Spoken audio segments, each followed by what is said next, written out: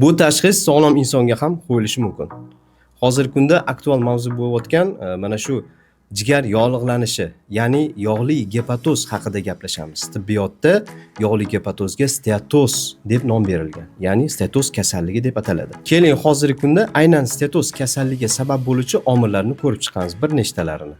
Bulardan birinchisi yog'li ovqatlardan ko'proq iste'mol qilish, doimiy ravishda.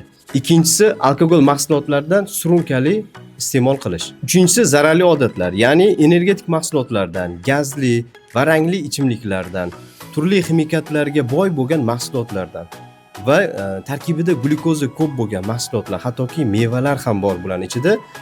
Misol tariqasida uzum va bananni misol qilib keltirsak bo'ladi. Bu mahsulotlarni, mana shu ikkala mevani kechasi, har doim kechasi yotishdan oldin me'yordan ortiq doimiy ravishda iste'mol qilish bu ham steatoz kasalligini chaqirishi mumkin. To'rtinchisi farmatsevtik dori vositalaridan pala partish, o'z boshimchalik bilan foydalanish bu ham steatoz kasalligiga olib keladi. Beshinchisi hozirgi kunda aynan aktual mavzu bo'lib turgan mana shu jismoniy harakatni kamayib ketishi.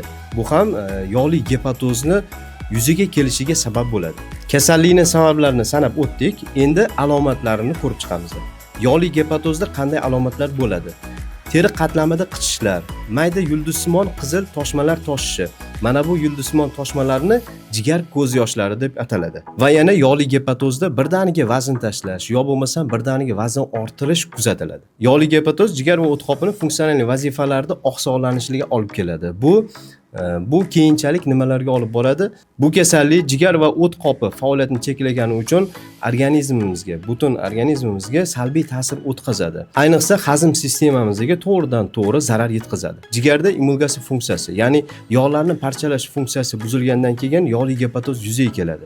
Mana shu yog'li gepatoz yuzaga kelgandan keyin o't suyuqligi normada ishlab chiqarilmaydi va o't yo'li, o't qopida muammolar yuzaga keladi. Bu nimaga olib boradi? Bu o't suyuqligi, o't qopimizdagi o'sha safroni quyuqlashi, buning natijasida u kristallashib, keyin toshga aylanishiga olib keladi. Mana shu o't qopimizda toshlar mana shu holatda yig'iladi va ayrim holatlarda yog'li gepatoz 3-bosqichida be'tiborlik bo'lsa, bu jigar sirroziga olib boradi. Xo'sh, yog'li gepatozni, ya'ni steatoz kasalligining yechimi bormi? Albatta, yechim bor. Buning uchun birinchi o'rinda qiladigan ishimiz 5-parhez stoli. Ko'pchilik aytadi, parhez qilsam shu bilan yog'li gepatozdan qutulamanmi? Yo'q, faqat parhezning o'zi bilan qutulishning imkoni yo'q. Agar imkoni bo'lganida ediki, unga steatoz kasalligi nom berilmagan bo'lardi. 5-parhez stolga amal qilamiz dedik va bunga qo'shimcha gepatoprotektor xususiyatiga ega bo'lgan dori yoki dorivor vositalardan foydalanamiz. Gepamer shular jumlasidan.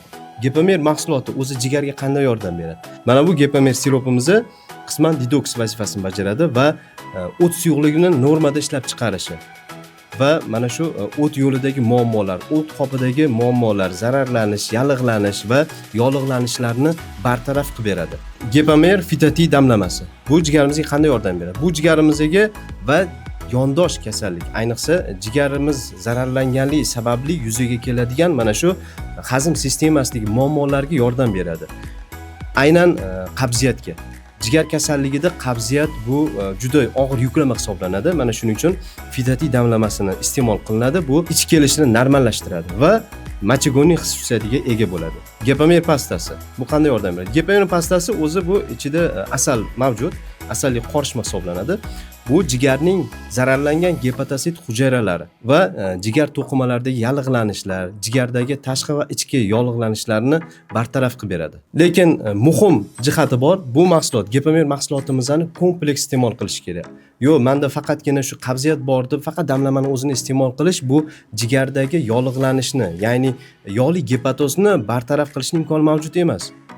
Bu mana shu uchala mahsulot kompleks iste'mol qilinganda bu bir-biriga yordamchi hisoblanadi va yog'li gepatoz va jigardagi o'sha mavjud bo'lgan kasalliklarni bartaraf qilishga yordam beradi. Salomatligingizga be'tibor bo'lmang.